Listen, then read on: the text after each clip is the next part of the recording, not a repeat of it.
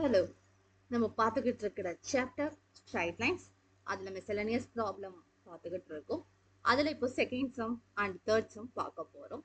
இதில் என்ன concepts cover பண்ணுறோம் அப்படின்னா, இன்டர்செப்ட் ஃபார்ம். அதாவது ஒரு ஈக்குவேஷன் வந்து என்ன ஏபின்னு இன்டர்செப்ட்ஸ் இருக்குது, x intercept a, b is y intercept அப்படின்னா அந்த ஃபார்மேட்டில் நம்ம ஈக்குவேஷனை எப்படி எழுதுறது, இல்லை அந்த ஃபார்மேட்லேருந்து ax plus by plus c அந்த ஃபார்மேட்டுக்கு எப்படி மாற்றுறது, அதுக்கு பிறகு ஃபர்தராக எப்படி சம்ஸ் பண்ணுறது, அதை யூஸ் பண்ணி நம்ம வந்து இப்போ இந்த ரெண்டு சம் செய்ய போகிறோம்.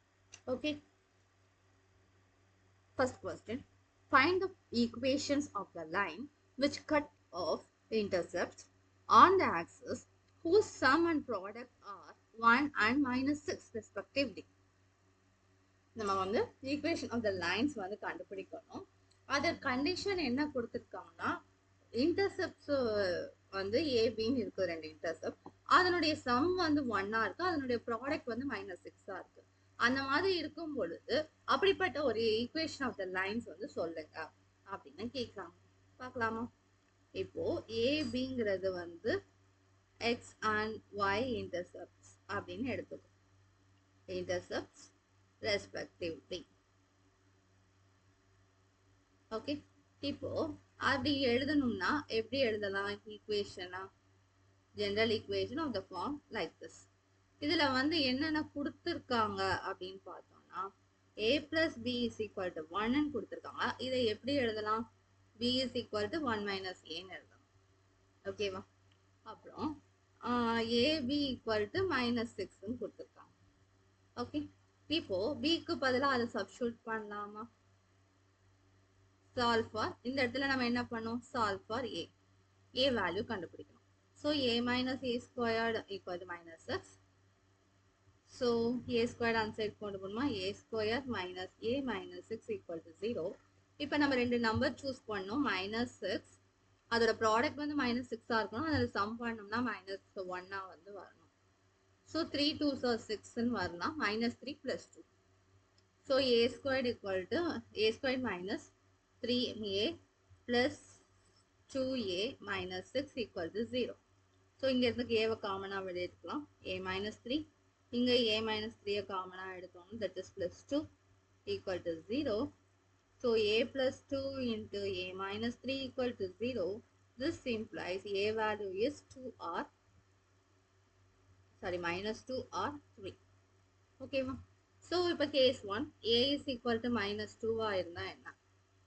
Case 1, a is equal to -2 இருந்தா b ஓட வேல்யூ என்னவா இருக்கும்?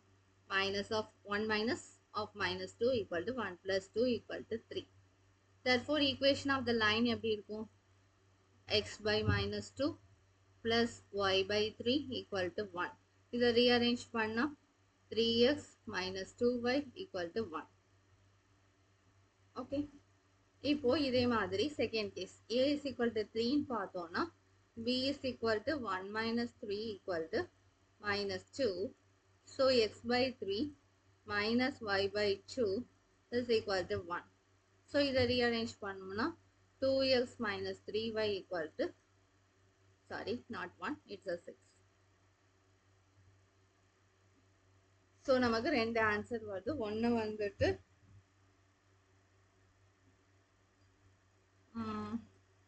ஆன்சர் கரெக்டாக செக் பண்ணிக்குவோம். So it's a -6. Sorry, here it's a -6. So 3x minus 2y plus 6 equal to 0. Here 2x minus 3y minus 6 equal to 0. எதனால இங்க -6? Because 2 3s are 6, minus symbol is here, so -6. Yeah. So these are the two sets of equations of the straight line with the given property. Okay. Okay, shall we move on to the next question? Yeah. What are the points on the y-axis whose distance from the line x by 3 plus y by 4 equal to 1 is 4 units?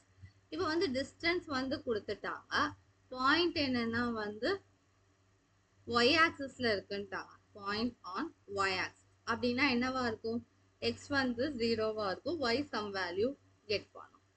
இப்போ equation of the line வந்து x by 3 by y plus y by 4 equal to 1.